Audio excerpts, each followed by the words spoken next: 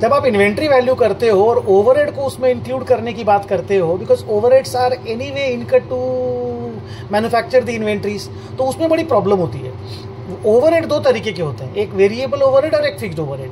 Variable overhead में फिर भी प्रॉब्लम नहीं है, जितना आपका वेरिएबल ओवरहेड लगा और जितना आपने एक्चुअल यूनिट बनाया आप डिवाइड कर दीजिए, आपका कॉस्ट पर यूनिट आ जाएगा। फॉर एग्जांपल आपने 400 रुपया वेरिएबल मैन्युफैक्चरिंग ओवरहेड इनकर किया, 100 यूनिट आपने बनाई, तो आप बोलेंगे मेरा 4 रुपये का वेरिएबल ओवरहेड है। अगर मेरे पास 5 यूनिट पड़ा हुआ है तो 5 × 4 मेरा 20 रुपीज़ वेरिएबल ओवरहेड को उस इन्वेंट्री में ऐड कर दो। लेकिन जो फिक्स्ड ओवरहेड है उसका अजीब सा कहानी है।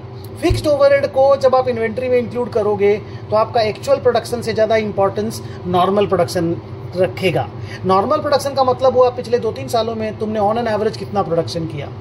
तो अगर तुम्हारा फिक्स्ड मैन्युफैक्चरिंग ओवरहेड साल भर का मान लो 300 रुपया हुआ और ऑन एन एवरेज तुम पिछले 2-3 सालों में 150 यूनिट्स बनाते हो, तो 150 से डिवाइड करके आपको बोलना पड़ेगा my cost per unit, my fixed overhead cost per unit is ₹2।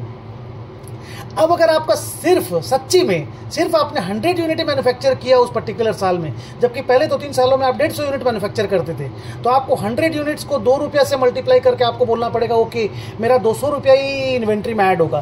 तो सर बाकी मेरा 100 जो मैं 100 रुपया एक्स्ट्रा खर्चा किया, मेरा तो खर्चा 300 रुपया हुआ, वो 100 रुपीज़ आपके P&L को हिट करेगा। तो वो आपके इनएफिशिएंसी का लॉस है जो इन्वेंट्री बियर नहीं करेगा, आपको PL में डालना पड़ेगा।